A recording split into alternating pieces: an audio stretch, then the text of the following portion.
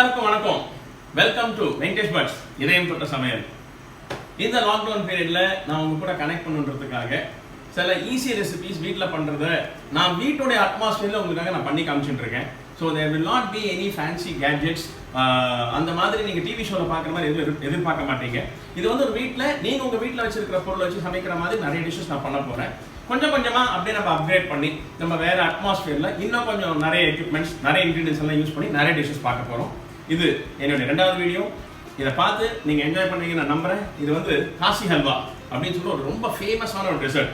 நான் first dish பண்ண பன்னீர் butter மசாலாக்கு அப்புறமா எல்லாரும் கேட்டது வந்து ஸ்வீட் பண்ணுங்க. நான் ஸ்வீட்டில் ஒரு சாய்ஸ் கொடுத்துருந்தேன், பாதாம் ஹல்வா பண்ணட்டுமா காசி ஹல்வா பண்ணட்டுமான்னு. நிறைய பேர் வந்து காசி ஹல்வான்னு சொல்லியிருந்தீங்க. அதுக்கு அடுத்தது நிறைய பேர் ரெண்டுமே பண்ணுங்கன்னு சொல்லியிருந்தீங்க. ஆனால் இன்னைக்கு நான் காசி ஹல்வா பண்ணுறேன். உங்களுக்கு வெகு விரைவில் நான் வந்து பாதாம் ஹல்வா பண்ணி காட்டுறேன். இன்ஃபேக்ட் பாதாம் ஹல்வா அண்ட் காசி ஹல்வா நான் விஜய் டிவியில் பண்ணி காமிச்சிருக்கேன். பட் இருந்தாலும் என்னுடைய யூடியூப் சேனல் நேயர்களுக்காக பிரத்யேகமாக நான் திருப்பி பண்ணுறேன். ஸோ இங்கே அதுக்கு தேவையான இன்க்ரீடியன்ஸ் எல்லாம் இருக்கு.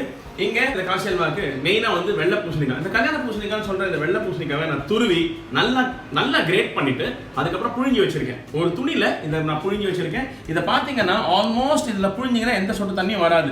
நான் புழிஞ்ச தண்ணியில் கிட்டத்தட்ட ஒரு 200 ml நான் இங்கே வச்சிருக்கேன்.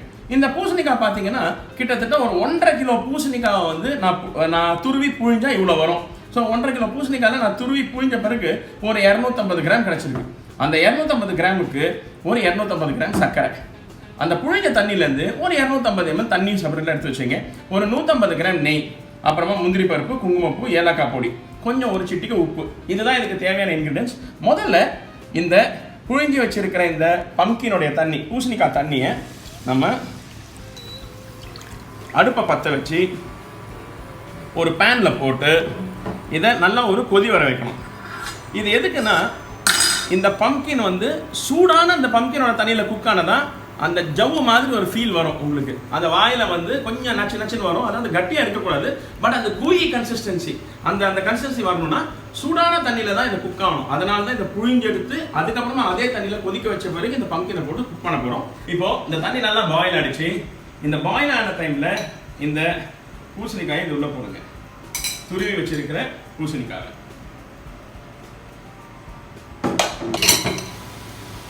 இப்போ பார்த்தீங்கன்னா நம்ம அந்த தண்ணியை ஊற்றி அது பாயில் ஆன பிறகு அந்த பம்கினை போட்டோம். அந்த பம்கின் அந்த தண்ணியை ஃபுல்லாக உறிஞ்சி நல்லா வெந்துருச்சு. இப்போ வந்து கிட்டத்தட்ட நான் ஒரு 5 minutes இப்படியே குக் பண்ணிட்டேன். இந்த ஸ்டேஜில் நம்ம துருவி வச்சிருக்கிற பம்கினுக்கு ஈக்குவல் அமௌண்ட் சுகர் இதில் ஆட் பண்ண போகிறேன், சர்க்கரை. நான் வந்து ஒரு 250 கிராம் பூசணிக்காய் இருந்தது, அதுக்கு 250 கிராம் சர்க்கரை போட்டிருக்கேன். நல்லா ஞாபகம் வச்சுங்க, கடையில் நீங்கள் 2 கிலோ பூசணிக்காய் வாங்கினீங்கன்னா 2 கிலோ சர்க்கரை போடாதீங்க. புழிஞ்ச பிறகு பம்கின் எவ்வளோ இருக்கோ, அந்த பூசணிக்காயோட வெயிட் எவ்வளோ இருக்கோ அந்த அளவுக்கு தான் சர்க்கரை போடணும். இல்லைன்னா சர்க்கரை ரொம்ப ஜாஸ்தியாகி கேரமலைஸ் ஆகி கரகரன்னு ஆகிடும். இந்த சர்க்கரை போட்டோடனே நம்ம போட்ட தண்ணி அப்படியே அதை ஈரப்படுத்தி அந்த சர்க்கரை அப்படியே மெல்ட் ஆகிடும். இந்த ஸ்டேஜில் நான் வந்து எனக்கு குங்குமப்பூ ஃப்ளேவர் ரொம்ப பிடிக்கும், அதோடைய கலர் ரொம்ப பிடிக்கும். ஸோ நான் கொஞ்சம் ஜாஸ்தி போடுறேன். நீங்கள் ஃப்ளேவருக்கு கொஞ்சம் குங்குமப்பூ போடலாம், இல்லை இதே அளவுக்கு உங்ககிட்ட குங்குமப்பூ இருந்தால் தாராளமாக போடலாம். அதோடைய கலரே வந்து ரொம்ப பியூட்டிஃபுல்லாக இருக்கும். இல்லை அப்படின்னு சொன்னால் கொஞ்சம் குங்குமப்பூ போட்டுட்டு கேசரி கலர் கூட கொஞ்சம் ஊண்டு போட்டுக்கலாம். இந்த குங்குமப்பூ போட்ட பிறகு இது பாருங்கள் அப்படியே நேச்சுரலாக கலர் சேஞ்ச் ஆகுது. அப்படியே ஆரஞ்சு எல்லோ கலரில் வருது பாருங்கள். இது இன்னும் கொதிக்க நல்லா கலர் விடும்.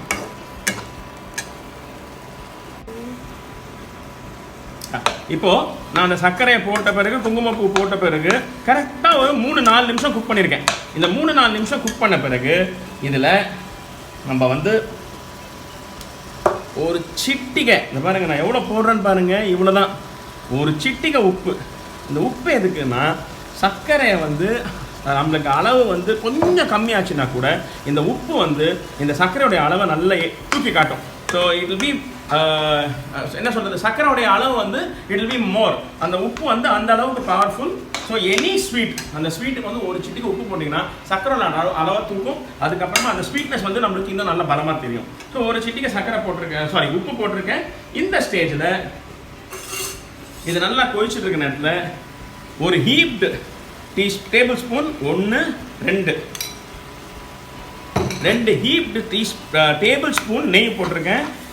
எனக்கு நான் திருப்பி சொல்கிறேன், இது நான் கற்றுக்கிட்டு எனக்கு பிடிச்ச மாதிரியான ரெசிபி நான் எனக்கு பிடிச்ச விதத்தில் பண்ணுறேன்.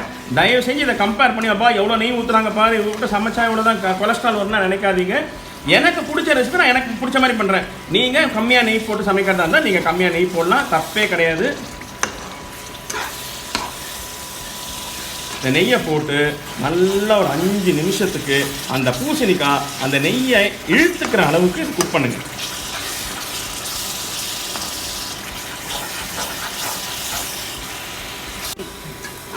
இப்போ நான் இந்த உப்பு போட்டதுக்கு அப்புறமா கிட்டத்தட்ட 5-6 நிமிஷம் இதை விடாமல் கிண்டிக்கிட்டே இருந்திருக்கேன். இந்த கிண்டி அந்த நெய் நல்லா அப்சார்ப் ஆகிற மாதிரி அந்த வெள்ளை பூசணிக்காய் வந்து நல்லா குக் ஆகணும். அந்த சர்க்கரை, வெள்ளை பூசணிக்காய், அந்த நெய் இதெல்லாம் ஒன்றா கோயகுலேட் ஆகி அந்த குங்குமப்பூ அதோட கம்ப்ளீட் கலர் விட்டுருச்சு. இந்த ஸ்டேஜில் நான் கொஞ்சம் ஏலக்காய் பொடி வச்சுருக்கேன்.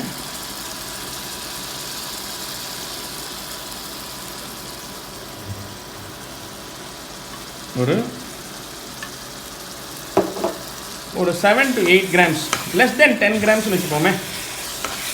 ஏலக்காய் ஃப்ளேவர் பிடிச்சவங்க அதில் ஜாஸ்தி கொஞ்சம் சேர்த்துக்கலாம். ஏலக்காய் ஃப்ளேவர் பிடிக்காதவங்க அதுக்கு எவ்வளோ கம்மி பண்ணணுமோ கம்மி பண்ணிக்கலாம். இந்த ஏலக்காய் பொடி போட்ட உடனே இங்கே நான் ஒரு சின்ன துண்டு லெமன் வச்சுருக்கேன். இந்த எலுமிச்சை பழத்தை சும்மா அப்படி ஒரு 1/2 ஸ்பூன் வர்ற மாதிரி இதில் புழிஞ்சிக்கிறேன். இந்த லெமன் ஜூஸ் எதுக்குன்னா நம்ம சர்க்கரையை போட்ட பிறகு நெய்யில் குக் பண்ணுறோம்.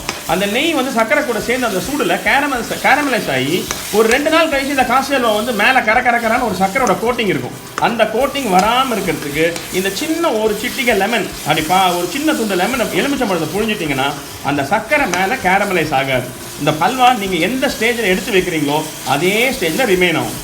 இந்த லெமனை போட்டுட்டு ரொம்ப போடாதீங்க, புளிப்பு தன்மை வந்துடும். புளிப்பு தெரியாத அளவுக்கு சும்மா ஒரு 4 ட்ராப் புழிஞ்சு விட்டுருங்க போதும்.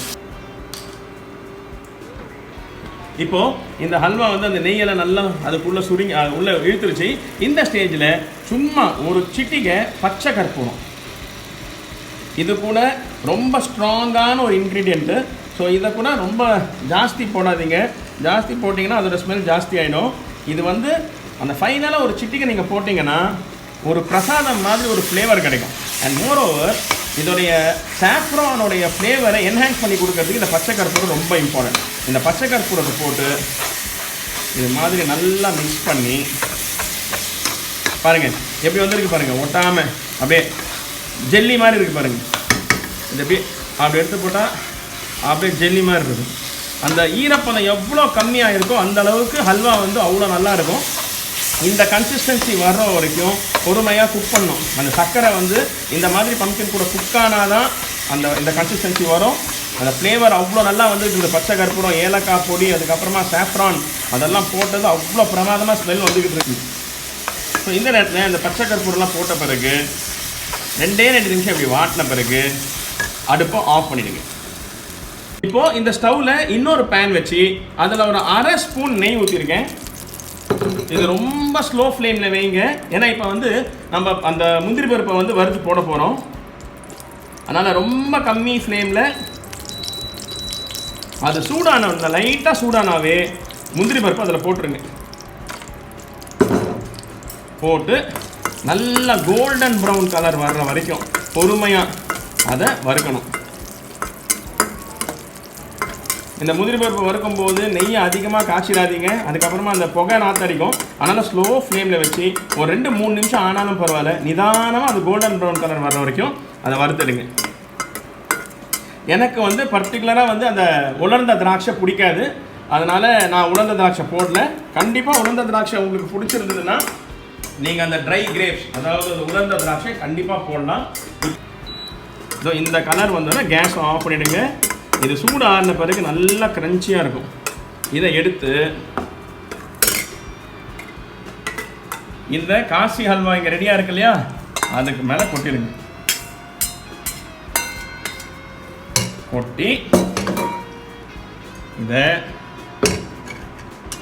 நல்லா மிக்ஸ் பண்ணி விடுங்க. ஆஹா டடடடடா, திட்டாதீங்க. இதில் பாதி விஷயம் நான் சாப்பிட முடியாது. நெய், முந்திரி பருப்பு நான் சாப்பிட்ற மாதிரி இல்லை. ஆனால் எப்பயா ஒரு வாட்டி பண்ணி சாப்பிட்றதுக்கு நல்லா பண்ணி சாப்பிடுங்க. நீங்கள் வருஷத்துக்கு 2 வாட்டி பண்ணி கூட போடுங்க, பரவாயில்ல. ஆனால் பண்ணும்போது இது மாதிரி பண்ணுங்கள். இலையில நீங்கள் காசி அல்வா வச்சிங்கன்னா வாழை இலையில் சைட்லேருந்து நெய் அப்படியே அருவி மாதிரி போகணும். நடுவில் வந்து ஹல்வா இப்போ எடுக்கும்போது கையில் ஒட்டாமல் ஹல்வா லபக்குன்னு வாயில் போகணும். ஸோ அந்த கன்சிஸ்டன்சி குக் ஆகிறதுக்கு நீங்கள் என்னெல்லாம் பண்ணணுமோ பண்ணுங்கள். ஒன்ஸ் இன் 6 months சாப்பிடுங்க, என்ஜாய் பண்ணுங்கள். Kasi halwa just for you. This is Venkatesh Bhat's இதயம் தொட்ட சமையல். Okay, Kasi halwa ready. இந்த மைல்டாக சூரியன் இந்த பாருங்க, இப்படி அமுக்குனா பாருங்க ஒட்டாமல் வரணும். இது பாருங்க, இந்த அமுக்குனா நம்ம ஸ்பூனை வச்சு இப்படி அழுத்தினா பாருங்க, இந்த பாருங்க. நான் இங்கே ஒன்றுமே இல்லை, பிளெயின் ஸ்பூன். ஆனால் இது இப்படி பண்ணும்போது அந்த கிளேஸ் தெரியுதுங்களா இங்கே, அதுதான் அந்த பம்கினும் அந்த நெய்யும் அந்த சுகரும் ஒன்றா குக்காக இருக்கிறதுக்கு அடையாளம். இது கூட லைட்டாக அப்படி ஒரு முந்திரி பருப்பு எடுத்து அப்படியே நெய் சொட்ட சொட்ட